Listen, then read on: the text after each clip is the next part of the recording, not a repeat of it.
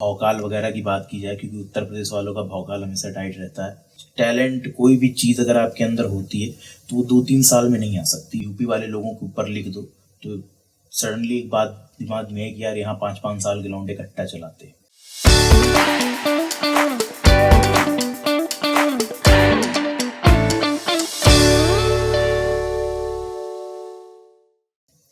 Hello and welcome to our channel the social light.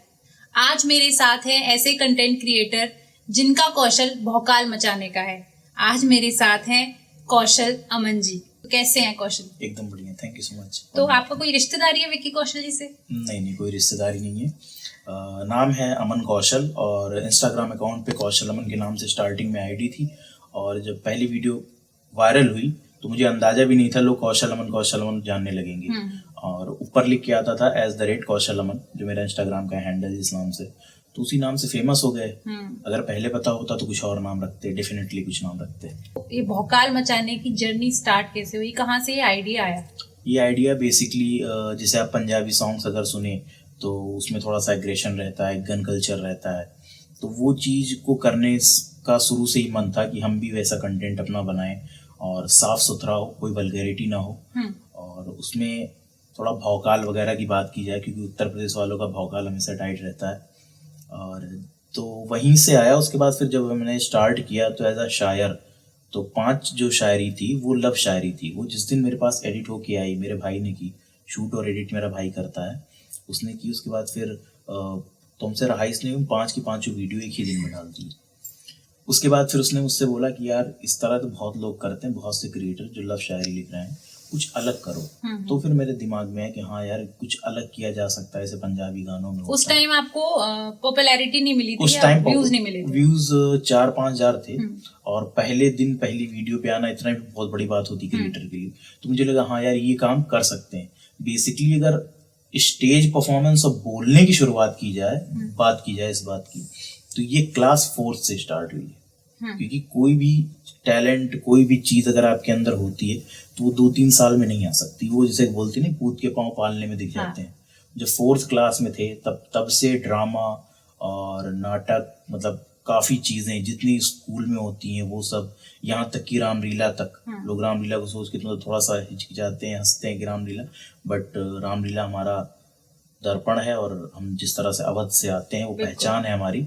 तो मैं जब 5th क्लास में था तब मैंने पहली बार रामलीला में पार्ट किया था लव का, क्योंकि छोटे थे बच्चों वाला रोल ही मिलता था। तब से अब तक, अभी मैंने पिछले साल भी रामलीला में पार्ट किया है। अच्छा। हाँ, तो तब से अब तक रामलीला कभी नहीं छोड़ा, कभी ये ड्रामा वगैरह करना नहीं छोड़ा। स्पीच वगैरह देने की आदत थी शुरू से ही, स्कूल वगैरह में देते थे। तो एक बार अगर आपका स्टेज पे जाके दिल खुल गया, फिर सामने 5 लोग हो, 5,000 हो या 5 लाख हो, उससे फर्क नहीं पड़ता। बंदे को थोड़ी सी नॉलेज होनी चाहिए जिस मामले में उसको बोलना है। आराम से आपको लोग बहुत ध्यान से सुनेंगे, बहुत अच्छे से सुनेंगे। तो वहीं शुरुआत हुई। उसके बाद हाँ, जो आप बात कर रही थी स्टार्टिंग वाली, सोशल मीडिया पे बेसिकली, तो जब उसने कहा कि कुछ यूपी वाले लोगों के ऊपर लिख दो, तो सडनली एक बात दिमाग में है कि यार यहाँ 5-5 साल के लौंडे कट्टा चलाते हैं। तो वो उठा के पूरी मैंने शायरी उस पे लिखी, और वो जिस दिन पढ़ी है उसी दिन से वायरल। मेरे पास पढ़ने के 2 घंटे बाद अपने दोस्तों के मैसेज आना शुरू हुई, स्क्रीनशॉट शुरू हुए आना, कि व्हाट्सएप लोगों ने इतना स्टेटस लगाया था उसको। 1-2 बंदे ऐसे थे जिनके अकाउंट में, जिनके व्हाट्सएप पे अगर 150-200 लोग हैं, तो सबने एक तरफ से लगाया हुआ था स्टेटस, एक तरफ से। और उसके 2 दिन बाद जब मैं लखनऊ आया था, क्योंकि लखनऊ आते जाते रहते हैं, लखनऊ हमारा एक तरह से होम टाउन ही है, तो उस दिन कम से कम कुछ नहीं तो 150 से 200 लोगों ने मेरे साथ सेल्फी ली थी।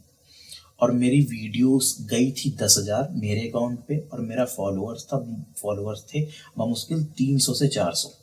सब बंदे आगे मुझसे, अरे भैया आप तो छा गए, आप ये कर दिया, आप वो कर दिया। हम अपना इंस्टाग्राम अकाउंट देख रहे हैं कि भैया इसमें व्यूज तो भी 10,000 दिखा रहा है, फॉलोअर्स 250-300 है, छाए कहाँ समझ में नहीं आया। तो धीरे धीरे बाद में पता चला कि स्टेटस पे इतनी लग गई कि उसकी गिनती नहीं की जा सकती। वीडियो कितनी गई, मिलियन वगैरह तो छोटी बात है। स्टेटस डाउनलोड करने के बाद कई लोगों ने अपने उस पर डाला।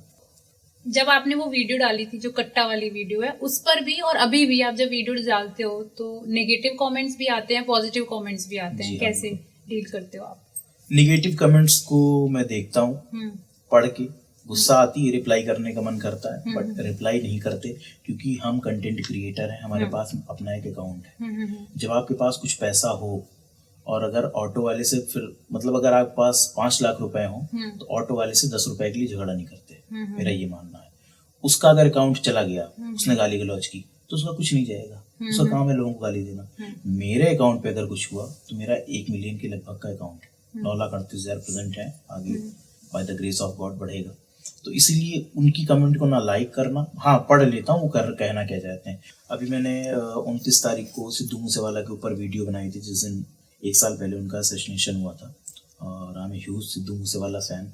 उस पर एक तरफ से गाली ही गाली, एक तरफ से गाली ही गाली, क्योंकि ये तो सोशल मीडिया है, ये तो थोड़ा ज़्यादा खतरनाक है ही, बट इससे ज़्यादा जो हमारा मीडिया है उसमें किसी ने जिसने उनका असैसिनेशन करवाया, उनका इंटरव्यू ले लिया और वो इंटरव्यू चलने लगा।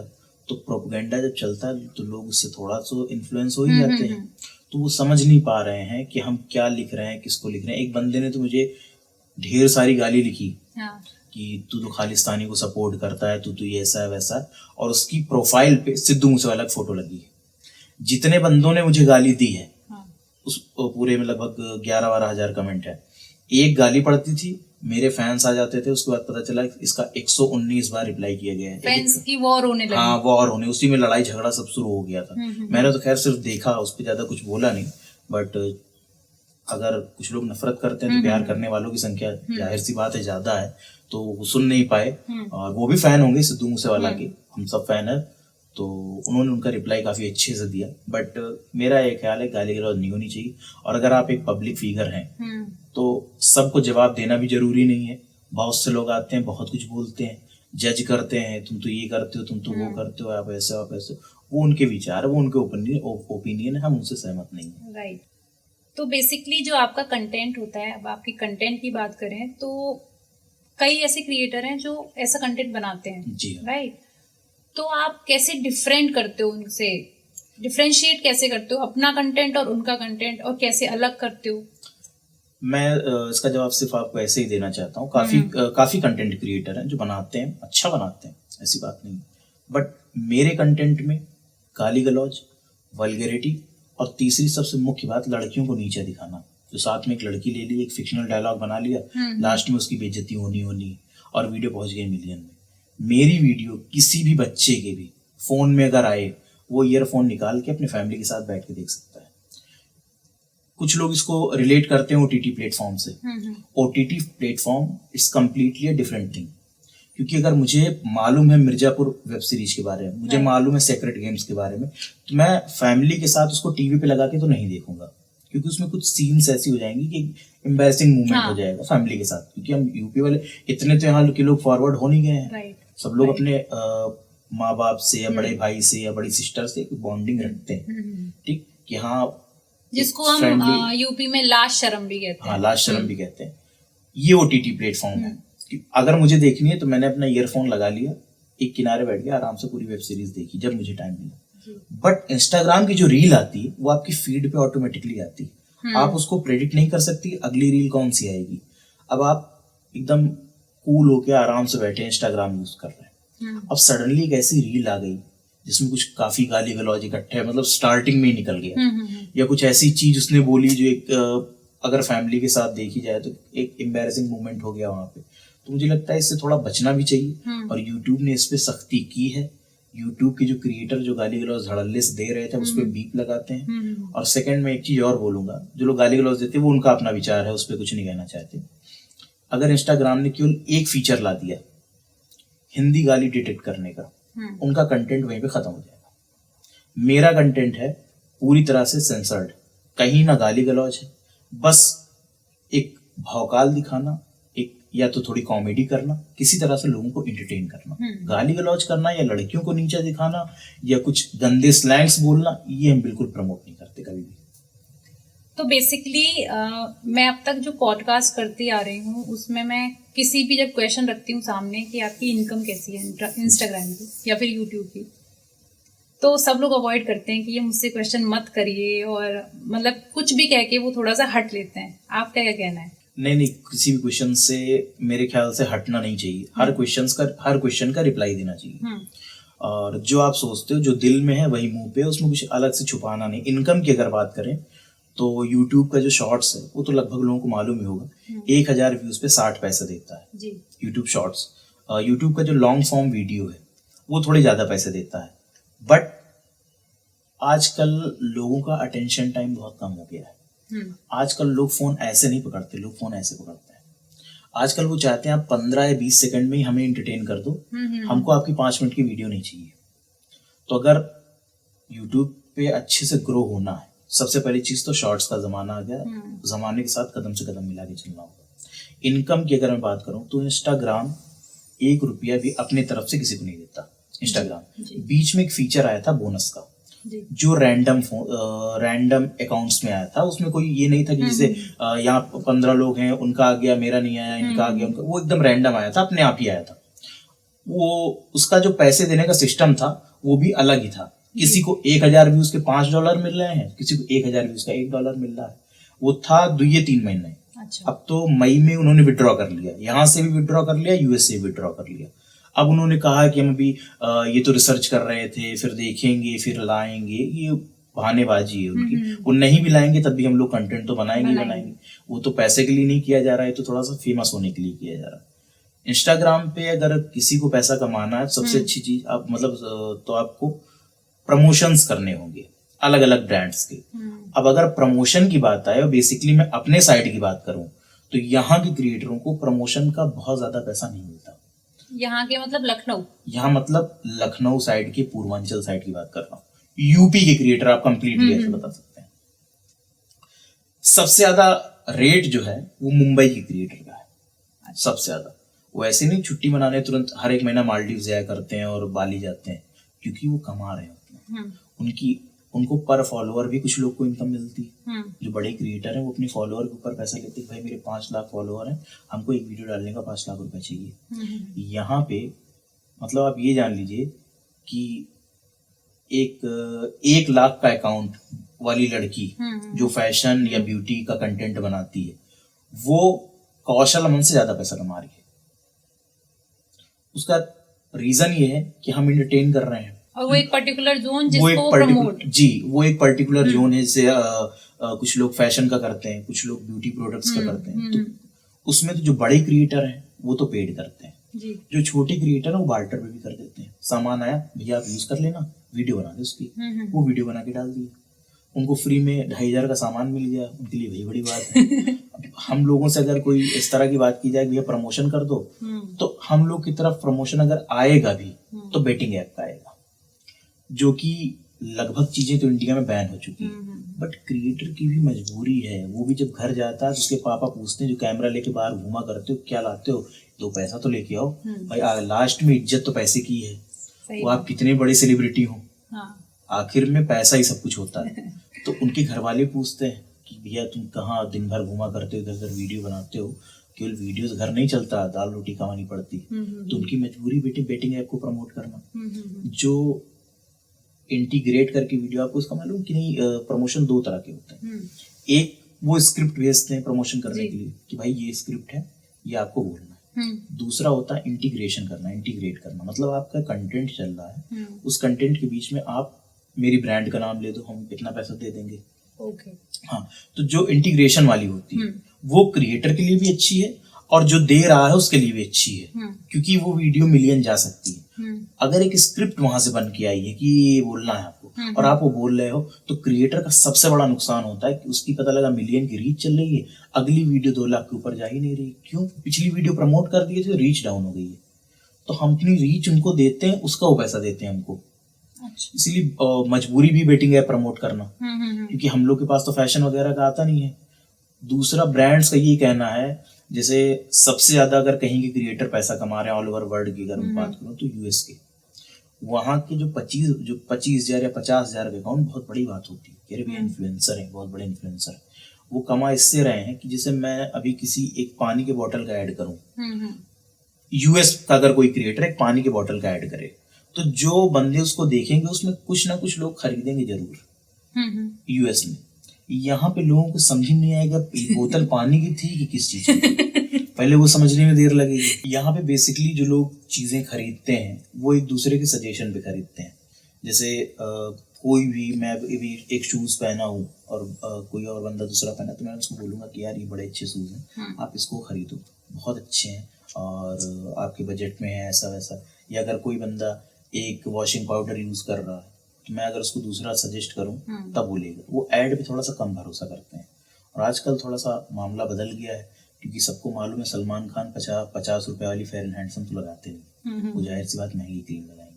तो अगर सोशल मीडिया का कंटेंट क्रिएटर बोलता है 150 वाली या 200 वाली क्रीम लेके, तो लोग एक बार भरोसा करते हैं कि हाँ यार ये यूज करता होगा ऐसा। तो मार्केटिंग की स्टाइल, स्टैटिक्स सब कुछ बदल गई है सोशल मीडिया के आने से। जी। पहले मेन स्ट्रीम वो था टीवी, अब main stream social media. Media. आगे आने वाले टाइम में और ज्यादा मेन स्ट्रीम हो जाएगा। तो आपने बड़ा अच्छा सा बताया। और मुझे ये बता दीजिए, तो रियल लाइफ और रियल लाइफ कौशल अमन में क्या रियल लाइफ कंटेंट क्रिएटर जो होता है और रील पे जो कंटेंट क्रिएटर होता है, दोनों में जमीन आसमान का अंतर होता है। जी। हर क्रिएटर की ये बात है जो मेरी तरह कंटेंट बना रहे हैं। अगर मैं किसी को, रील पे लोग बेसिकली बनते हैं बेवकूफ, मतलब मैं उनको बेवकूफ बोल नहीं रहा हूँ, लेकिन मैं देखता हूँ तो मैं भी बनता हूँ। अगर मैं कुछ अपने बारे में गलत बता रहा हूँ, जैसे सपोज एक गाड़ी खड़ी है, अब मैंने अपना कैमरा ऑन कर दिया, भाई खरीद लिया, ऐसा कर लिया, वैसा कर लिया, वैसा कर लिया, लोग मान गए, अरे भैया उसके पास तो वो जी वैगन है। उनको ये नहीं मालूम कि वो जी वैगन एक ही बार एक वीडियो में आई है, दोबारा जी वैगन दिखी नहीं। बहुत से ऐसे लोग हैं, किसी की भी गाड़ी खड़ी है, कुछ भी वीडियो बना दिए, कुछ और दूसरी चीज है, कुछ भी वीडियो बना दिए। उनके वीडियो बनाने में उनकी गलती नहीं, वो तो उनका कंटेंट है, वो तो उनका मानना हम वीडियो बनाएंगे। जो देखने वाले लोग उस पर बिलीव कर ले रहे हैं, ये उनकी कमी है कि आप देखो, एंटरटेन हो, बिलीव मत कर लो। जैसे मेरी एक शायरी थी, यूपी गुंडे दिखाने में 4 FIR हुई है जी। मैं एग्जाम देने गया हुआ था, अभी अपना मैं LLB कर रहा हूँ, LLB फर्स्ट ईयर। वहाँ पे 2-3 लोग मुझसे मिले, मतलब फोटो वगैरह खिंचवाने लगे, मेरी गाड़ी रुकवा के। तो उसमें से एक बंदा पूछा, वकील थे वो भी, क्या हुआ आपके ऊपर जो मुकदमा चल रहा था खत्म हुआ? अब मैं सोच रहा हूँ मेरे ऊपर कौन सा मुकदमा है। क्या नहीं, वो आपने एक वीडियो बनाई थी ना, 4 FIR हुई है। तो मैंने सोचा क्या जवाब दूं, उन्होंने कहा हाँ खत्म हो गया। मतलब ये सबका रहता है कि वो समझते हैं कि ये रियलिटी है। रियलिटी, वो रियलिटी नहीं। रील और रियल में बहुत ज्यादा डिफरेंस है। हर क्रिएटर के साथ ही है। उसकी भी वीडियो बना, हम लोग वीडियो बनाते हैं, वो भी मजबूरी है, हम भाई कंटेंट अपना दिखाना लोगों को। आपको महेश जी ने रोस्ट किया था। हाँ, महेश, आप उनका रियल नाम बता रही हैं, वो बेसिकली उनका नाम जो यूट्यूब पे है वो ठगेश है। हाँ। तो वो एक दिन क्या हुआ था कि सोशल मीडिया के कंटेंट क्रिएटर को, जो इस पे इंस्टाग्राम पे रील बना रहे हैं, उनको रोस्ट कर रहे थे। तो उसमें कुछ शायरों की भी बात आई, तो हम शायरी अभी भी करते हैं शायरी। तो उन्होंने कई शायरों को रोस्ट किया, तो उनके साथ उनकी तो एक वीडियो रोस्ट कर रहे थे, मेरी उन्होंने 3 वीडियो रोस्ट करी। अच्छा। रोस्ट करना इन द सेंस की मतलब मजाक उड़ाना, थोड़ा सा मजाक बनाना। उनका भी कंटेंट एकदम क्लीन है, फैमिली कंटेंट, विदाउट गाली गलौज का कंटेंट। मैंने जब वो देखी तो सबसे पहले तो पूरे फैमिली को बैठा के टीवी में लगा के उनको दिखाया, घर वालों को बहुत मजा आया। उसकी वीडियो रिकॉर्ड करके मैंने उनको एक दिन मेंशन भी किया था, उन्होंने रिप्लाई भी दिया। मैंने कहा मैंने उनको बोला था कि बहुत अच्छा किया आपने, और मेरी पूरी फैमिली ने काफी एंजॉय किया। कंटेंट बेस्ड, इसमें कोई बुरा मानने वाली बात नहीं। अगर मैं उस टाइम चाहता, जैसे कुछ लोग होते हैं केवल फेम के भूखे होते हैं जी। उनको चाहिए कंट्रोवर्सी। ये बहुत ही अच्छा पॉइंट था मेरे पास कंट्रोवर्सी करने का। सामने कैमरा रख के केवल एक वीडियो बनाना था 5-10 मिनट की, जिसमें उनको बुरा भला बोलना था। वो मेरा नहीं ख्याल इस तरह से किसी को फेमस होना चाहिए। फिर जो भी हो रहा है वो अपना काम करे, अपना काम करता रहे। बाकी ये मेरे हिसाब से तो ये गलत था। मैंने उनको बधाई दी, इस बार बोला कि आपने काफी अच्छा रोस्ट किया। आपकी ब्रेसलेट में बहुत देर से देख रही हूँ, उसका क्या राज है? सलमान खान के फैन है आप? बेसिकली जितने लोग के हाथ में फिरोजा देखा जाता है, सब लोग बोलते हैं सलमान खान के फैन है। हालांकि बड़े एक्टर हैं, उनके फैन कोई नहीं, कोई क्यों नहीं होगा, सभी लोग उनके फैन। बट मेरा पहनने का ये मेन रीजन ये था, भाई तभी उन्होंने जो पहना है वो अमेरिकन फिरोजा है, जिसको अमेरिकन टर्किश बोलते हैं। और जो मैंने पहना हुआ है ये ईरानी टर्किश है। इस पे आपको स्पॉट्स नजर आएंगे, ये ज्यादा इफेक्टिव होता है। तो शौक तो बचपन में थी, अब इतने मतलब 25 ईयर के हैं, इतने कोई शौक बच्चों वाले तो लगे कि नहीं ब्रेसलेट पहन ले, बट मैंने एक दिन देखा अपने हॉरोस्कोप में तो ये था कि दुनिया में 2 ही जीवित रत्न है, जिसमें से दूसरे नंबर पे फिरोजा है। फिरोजा के बारे में बड़े बड़े लोगों ने, बड़े बड़े एस्ट्रोलॉजर ने भी कहा है कि फिरोजा ऐसा रत्न होता है जब आपके ऊपर कोई विपत्ति आती है तो फिरोजा अपने ऊपर ले लेता और फिरोजा टूट जाता उसी टाइम।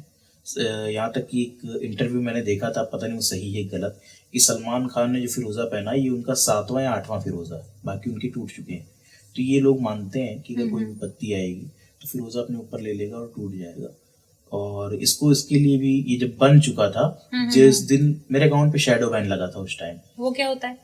शैडो बैन आप ये कह सकते हैं, मेरी एक शायरी थी, उसमें लास्ट में एक वर्ड था कि आज आखिरी पेशी है, कल ही गोली मारेंगे। वो क्यों शायरी ही थी, वो इंस्टाग्राम को लगा कि कोई थ्रेट है या धमकी है, तो जितने हेटर्स वगैरह जो लोग हैं उन्होंने इकट्ठे उठा के रिपोर्ट करनी शुरू कर दी। वो वीडियो हट गई वहां से, वीडियो हट गई, 2 महीने लगे। 2 महीने में किस तरह बीता वो 60 दिन हम ही जानते हैं। वीडियो बना के डाल रहे थे, फॉलोअर बढ़ता ही नहीं था। शैडो बैन बेसिकली ये होता है कि शैडो बैन इंस्टाग्राम से अगर आप पूछेंगे तो इंस्टाग्राम साफ साफ डिनाई कर देगा कि शैडो बैन नाम की कोई चीज मेरे यहाँ नहीं है। इंस्टाग्राम का कोई भी एग्जीक्यूटिव चाहे जिस पद पे बैठा हो, उनसे आप ये बात करेंगे, वो बोल देंगे नहीं भैया ऐसी कोई चीज नहीं होती। बट शैडो बैन ये क्रिएटर लोग बोलते हैं आपस में, क्रिएटर की लैंग्वेज है। अब उसको चाहे आप शैडो बैन कहिए या कुछ और कहिए, मेन उसका मकसद ये है कि आपकी रीच को डाउन कर देगा। जैसे मैंने वीडियो बना के डाली, ठीक, उसको सबको दिखाना तो इंस्टाग्राम के हाथ में है, उसके एल्गोरिदम पे डिपेंड करता है कि मैं वीडियो बना के डालूं। इंस्टाग्राम चाहे तो 0 व्यूज कर दे, इंस्टाग्राम ही तो अन्नदाता है इस टाइम। तो आपकी वीडियो को पुश करना बंद कर देगा।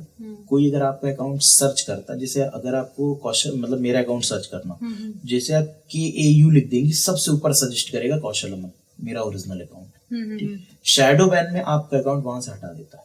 सर्च में कोई आपके अकाउंट तक तब पहुंचेगा जब वो पूरा आपकी ईमेल आईडी, जो आपकी इंस्टाग्राम आईडी है @kaushal_aman, तब आपका ओरिजिनल अकाउंट आएगा। बाकी तो फेक अकाउंट बहुत बने हुए हैं, वो सब आते हैं। ये होता है शैडो बैन का काम। और जिस दिन इसको पहना था उसी दिन शैडो बैन हटा था। उसके बाद से फिरोजा कभी उतारा है। उसके पहले पहनते थे, वो दूसरा फिरोजा था। उसके बाद वो शायद टूट गया था या खो गया था, उसके बाद मैंने इसको बनवाया था, ईरानी टर्किश। और जब से इसको पहने तब से शैडो बैन हट गया। हाँ। फ्यूचर प्लान्स क्या हैं आपके? सिर्फ यही इसी राह में चल रहे हैं या कुछ और भी करना है?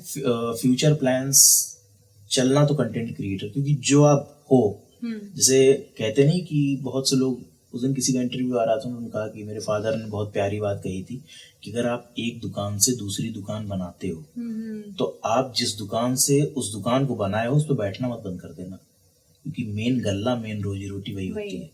अगर इसके आगे मुझे गाने लिखने का शौक है, गाना गाने का शौक है, बेसिकली रैप करने का शौक है, hip hop old school style, जैसे वहाँ के US वगैरह के जो रैपर्स हैं, लिल वेन और तमाम तरह के हैं, उनकी तरह थोड़ा सा उसको अवध, मतलब हिंदी में लेके आना। ऐसा नहीं हिंदी में लोग करते नहीं, करते हैं हिंदी में, लेकिन हिंदी में जो लोग करते हैं, जैसे किसी को भी, कोई भी रैपर खड़ा होगा सीधे अपनी कहानी सुनाने लगेगा कि मैं छोटा बच्चा था, मैं यहाँ पढ़ा, मैं वहां पढ़ा, मैं इधर गिरा, मैं उधर, सब अपनी कहानी तुरंत सुनाते हैं। अपनी कहानी आप तब सुनाओ जब आप कुछ बन जाओ, उसके बाद लोगों को इंटरेस्ट रहेगा, हाँ भाई अब तू बता तू कहाँ से आया है। ठीक, जब कुछ नहीं है, अभी मेरे 0 फॉलोअर, कोई जानता नहीं, हम अपनी कहानी सुनाना शुरू करते हैं। कुछ लोग ब्रेकअप पे बनाने लगे, ब्रेकअप वगैरह बनाते। मेरा मेन ये है, जैसे वेस्ट साइड का रैप है US में, अभी यहाँ बहुत कम लोग जानते हैं। उनके जो गैंग साइन वगैरह होता है, जो कभी ऐसे करके तो कभी ये वेस्ट साइड का साइन है, जो लोग दिखाते हैं, इधर के लोग नहीं जानते। वो बैगी स्टाइल पैंट्स, वो ओवर साइज टी-शर्ट्स भी नहीं जानते। वो एक ऐसा कल्चर है, अगर वो यहाँ पे आया तो लोग उसके कोर फैन हो जाएंगे, और उनकी हर चीज का एक मतलब है।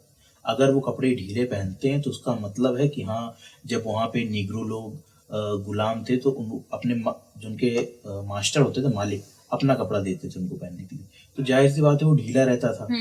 तो उन्होंने अपना कोर नहीं छोड़ा।